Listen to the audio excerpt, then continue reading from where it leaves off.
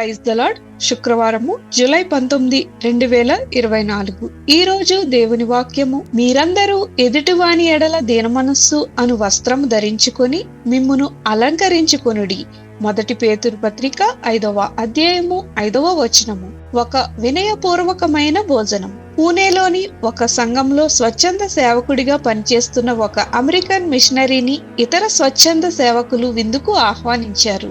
దగ్గరలోనే ఉన్న ఒక రెస్టారెంట్ కి వెళ్లి అక్కడ 7 ఉండగా కేవలం 5 రకాల భోజన పదార్థాలను ఆర్డర్ చేశారు. ఎంత సభ్యత లేనిదిగా ఉంది, తలంచింది మిషనరీ. అయితే వంటకాలు వచ్చినప్పుడు ఆహారాన్ని సమానంగా పంచుకున్నారు. అంత మాత్రమే కాక మిషనరీకి 5 వేర్వేరు రుచులను రుచి చూసే అవకాశం కలిగింది. మరియు ఆహారం వృధా చేయబడలేదు. ఇది ఒక వినయపూర్వకమైన పాఠం. ఆమె సేవ చేయడానికి అంగీకరించిన సంస్కృతి ఆమెకు ఇంకా అర్థం కాలేదు. అమెరికా దేశంలో ఉన్నట్టుగా వ్యక్తివాదాన్ని నొక్కి చెప్పే బదులు భారతదేశంలో జీవితం సమాజంలో జీవించాలని ఆమె నేర్చుకుంది. ఒకరి ఆహారం మరియు వస్తువులను పంచుకోవడం అనేది వ్యక్తులు ఒకరికొకరిని సంబంధాన్ని సూచిస్తుంది. ఆమె మార్గం మెరుగైనది కాదు, కేవలం భిన్నంగా ఉంది.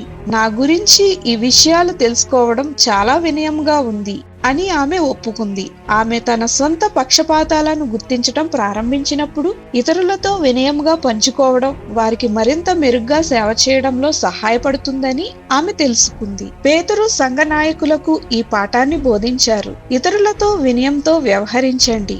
అతడు పెద్దలకు ఇలా సలహా ఇచ్చాడు: మీకు అప్పగింపబడిన వారి మీదన ప్రభువునైనట్టుండక మందకు మాదిరులుగా ఉండుడి.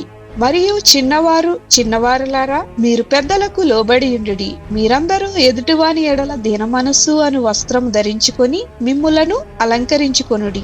అతడు ప్రకటించినట్లుగా దేవుడు అహంకారులను ఎదిరించి దీనులకు కృప అనుగ్రహించును. కావున దేవుడు తగిన సమయమందు మిమ్మును హెచ్చించున్నట్లు ఆయన బలిష్టమైన చేతి క్రింద దీనమనస్కులై ఉండుడి. నేడు ఆయన ఎదుట మరియు ఇతరుల ముందు వినయంతో జీవించడానికి ఆయన మనకు సహాయం చేయునుగాక. మీరు వినయంగా అందరికీ సేవ చేసేలా దేవుడు ఆ వైఖరులను మార్చడానికి ఏ విధంగా అనుమతించగలరు? ఆలోచన చేయండి. ప్రార్థన. తండ్రి, ఇతరుల పట్ల నా అహంకారాన్ని నీ వినయపూర్వకమైన ప్రేమగా మార్చమని యేసు నామమున అడుగుచున్నాం తండ్రి. ఆమేన్.